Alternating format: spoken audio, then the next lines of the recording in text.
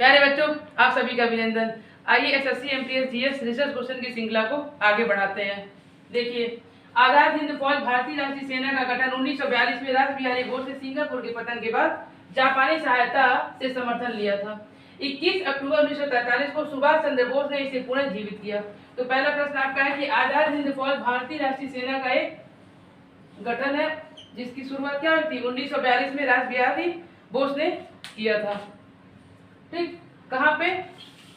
Singapore में के पतन के बाद। किसकी सहायता से? तो जापान की सहायता से। तो पूछता है कि आईएनए का गठन किसकी सहायता से, किस देश की सहायता से किया गया था? तो जापान देश की सहायता से किया गया था।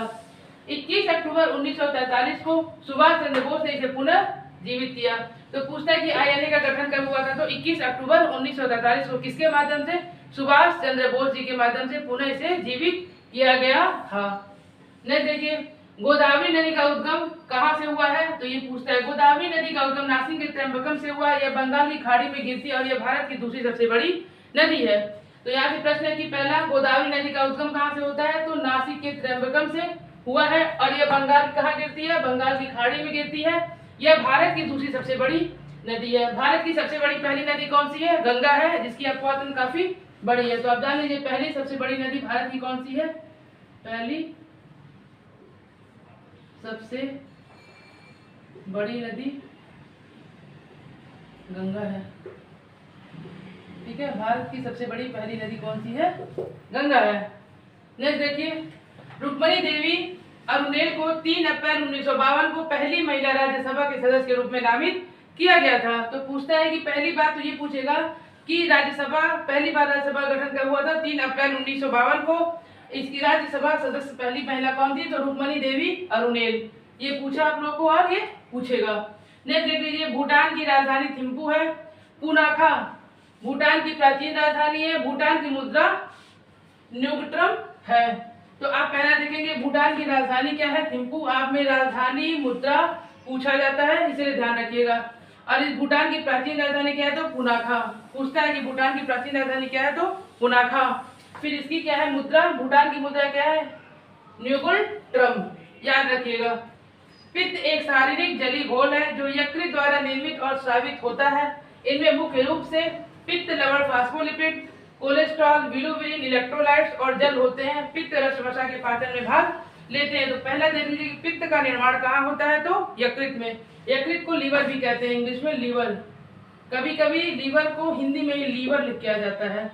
तो पित्त एक शारीरिक जलीय घोल है जिसका निर्माण यकृत में होता है और स्रावित भी होता है। यह मुख्य रूप से इस पित्त लवण में क्या क्या होते हैं? फास्फोलिपिड, कोलेस्ट्रॉल, बिलिरुबिन, इलेक्ट्रोलाइट और जल होते हैं। पित्त रस वसा के पाचन में भाग लेते हैं। बिलिरुबिन पदार्थ के बारे में जान लीजिए कि जो आपको पीलिया या जॉन्डिस रोग होता है, यो बिलिरुबिन क्या होता है? यकृत इसको स्राव नहीं कर पाता और जब स्राव नहीं कर पाता है तो क्या होता है कि हमारे रुधिर में जाके मिल जाते हैं और रुधिर का रंग पीला करने लगते हैं, जिससे क्या होता है? पीलिया नामक रोग होता है। यही बिलिरुबिन होता है। याद रखिएगा, बिलिरुबिन कभी पूछता है कि कारण कौन होता है पीलिया का, तो बिलिरुबिन नामक पदार्थ से होता है। दूसरा देखिए, बोनाली हैदराबाद और सिकंदराबाद की।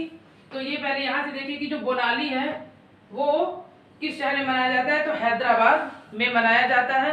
हैदराबाद और सिकंदराबाद दोनों को क्या कहते हैं? जुड़वा बहन या जुड़वा शहर भी जानते हैं। तो कभी कभी ऑप्शन बनाता है कि जो हैदराबाद है उसका जुड़वा बहन कौन है या जुड़वा शहर कौन सा है? तो उसके साथ ऑप्शन में देगा सिकंदराबाद। तो जानिएगा हैदराबाद और सिकंदराबाद दोनों जुड़वा बहन या जुड़वा शहर है।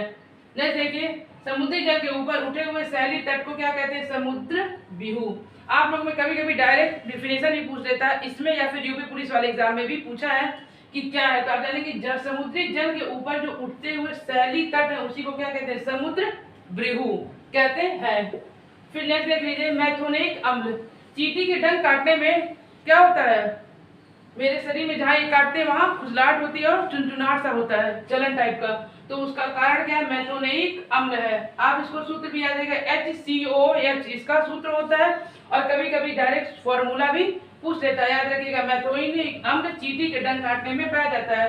क्वेश्चन फॉर्मेट कैसे करता है कि चींटी के डंक काटने से कौन सा अम्ल होता है? तो उसमें ऑप्शन देगा मैथोनिक अम्ल, एसिटिक अम्ल, और भी अम्ल का नाम देगा तो आप लगाएगा मैथोनिक अम्ल, HCOOH। शिक्षा का अधिकार 86 संविधान संशोधन 2002 के द्वारा 6 से 14 वर्ष के बच्चों को मुफ्त शिक्षा दिया जाएगा। किसके? तो 86 संविधान संशोधन के द्वारा, 2002 अधिनियम के द्वारा। फिर अनुच्छेद 21A में इसे शामिल किया गया। तो पूछता है कि किस अनुच्छेद में शामिल किया गया शिक्षा का अधिकार? तो 21A में या 1 में शामिल किया गया है। जो RTI अधिनियम 1 अप्रैल 2010 को लागू हुआ था। तो ये भी डायरेक्ट पूछता है कि कब लागू हुआ था शिक्षा का अधिकार? तो 1 अप्रैल सन 2010 को लागू हुआ था। यहाँ से प्रश्न आपको मिलेंगे हमेशा। 1, 2 प्लस 86 संविधान संशोधन अधिनियम 2002 1 अप्रैल 2010 को लागू हुआ था। 21 अनुच्छेद में वर्णित है। फिर इलेक्ट्रिक रूम हीटर तार की कुंडली को ताप तत्व कहते हैं। हीटर में विद्युत ऊर्जा का ऊष्मीय ऊर्जा में स्थानांतरित होता है या परिवर्तन होता है। जो तार हीटर में लाल होता है वही नाइक्रोम का बना होता है। तो देख लीजिए, इलेक्ट्रिक रूम हीटर आपको पता है कि घर में इस्तेमाल किया जाता है। इलेक्ट्रिक रूम हीटर कुंडली को ताप तत्व कहते हैं। उसकी जो कुंडली होती है लाल रंग की दिखाई देती है, क्या ताप तत्व को कहते हैं। हीटर में पूछता है कि हीटर में परिवर्तन क्या होता है। तो आपको पता है कि हम इलेक्ट्रिक लाइट से इसका इस्तेमाल करते हैं तो विद्युत ऊर्जा का ऊष्मीय ऊर्जा में परिवर्तन होता है। हमको विद्युत देते हैं, हम उसको विद्युत देते हैं, वो हमें ऊष्मीय ऊर्जा देती है। फिर जो तार हीटर में लाल हो जाता है, पूछता है कि तार किससे बना होता है? तो नाइक्रोम से बना होता है। और जो बल्ब में भी तार लगे होते हैं वो फिलामेंट के बने होते हैं। ध्यान रखिएगा, बल्ब में जो तार होते हैं, बल्ब में जो तार होते हैं